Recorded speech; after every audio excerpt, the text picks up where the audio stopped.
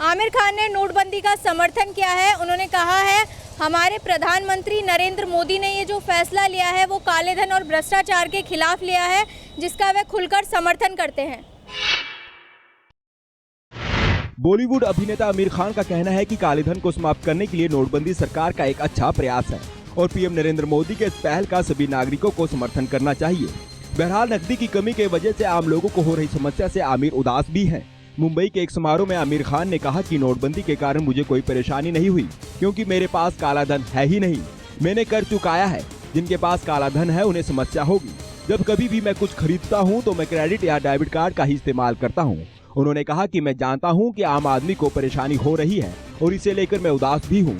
हमारे पीएम ने एक अच्छी पहल की है और हमें उसका समर्थन करना चाहिए। सरकार लोगों को डिजिटल दुनिया की ओर जाने और भ्रष्टाचार पर लगाम लगाने के लिए कैशलेस होने के लिए प्रोत्साहित कर रही है।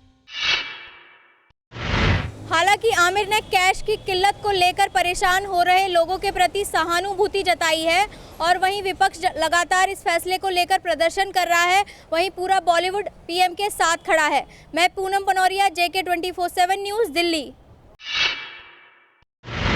बॉक्स ऑफिस पर हिट होने वाली फिल्मों को जहां ऑस्कर की रेस में आने का मौका मिलता है, ठीक ऐसी ही भारत की ऑफिशियल एंट्री के रूप में तमिल फिल्म रिसेंट नई भी भेजी गई, लेकिन ये फिल्म अंतिम 9 फिल्मों की लिस्ट में अपनी जगह नहीं बना पाई। ऑस्कर के लिए फॉरेन लैंग्वेज कैटेगरी में भारत की ऑफिशियल एंट्री के रूप में तमिल फिल्म विसरनई भेजी गई थी, लेकिन ये अंतिम 9 फिल्मों की सूची में जगह नहीं बना पाई। फिल्म के प्रोड्यूसर फिल्म मेकर धनुष हैं। इस क्राइम थ्रिलर के लिए स्क्रीन प्ले, राइटिंग और डायरेक्शन वेत्रिमारन ने किया है। आपको पता था कि इस फिल्म को 89 अकेडमी पुरस्कारों में भारतीय फिल्म फेडरेशन ने सिलेक्ट किया था। मैं मनीषा भटनागर, JK 24/7 न्यूज़, दिल्ली। नोटबंदी के बाद सरकार अब जनता को डिजिटल पेमेंट के लिए जागरूक कर रही है, तो वहीं नोटबंदी का समर्थन कर चुके बाबा रामदेव ने अपने पतंजलि स्टोर पर डिजिटल पेमेंट शुरू कर दी है। सरकार देश में कैशलेस भुगतान पर जोर दे रही है, तो ऐसे में योग गुरु बाबा रामदेव भी अपने पतंजलि स्टोर पर डिजिटल पेमेंट को बढ़ावा देने की ओर ध्यान दे रहे हैं।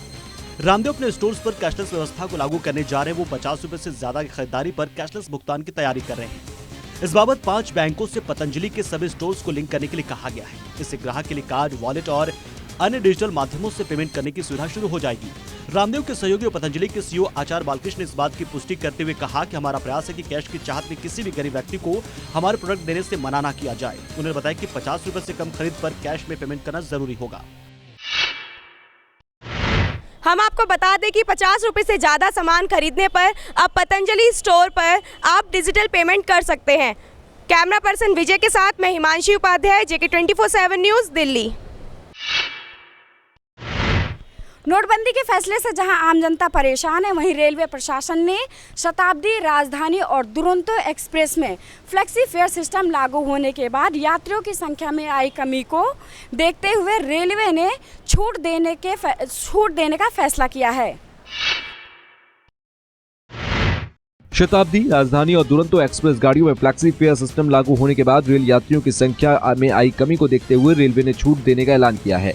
इसके लिए जारी सर्कुलर में रेल मंत्रालय ने शताब्दी, राजधानी और दुरंतो एक्सप्रेस गाड़ियों में पहला चार्ट बनने के बाद बची सीटों के लिए करंट बुकिंग के में किराए में 10% की छूट देने का भी फैसला किया है। रेलवे बोर्ड के सदस्य मोहम्मद जमशेद के मुताबिक रेलवे में फ्लेक्सी फेयर सिस्टम 9 सितंबर से लागू किया गया था। इसके लागू होने के 3 महीने बाद उसकी समीक्षा की गई। जमशेद ने फ्लेक्सी फेयर सिस्टम को कामयाब बताया और इस बात की जानकारी दी कि इस सिस्टम के लागू होने के बाद रेलवे को 130 करोड़ रुपए की अतिरिक्त कमाई हुई है।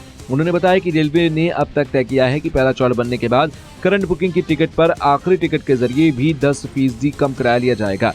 टिकट परीक्षक यानी कि TTE भी यात्री को 10% कम किराए पर टिकट बना देंगे। रेलवे प्रशासन के अनुसार TT भी अब 10% की छूट पर टिकट बना के देगा। कैमरा पर्सन विजय के साथ प्रिया दुबे, JK 24/7 न्यूज़, दिल्ली।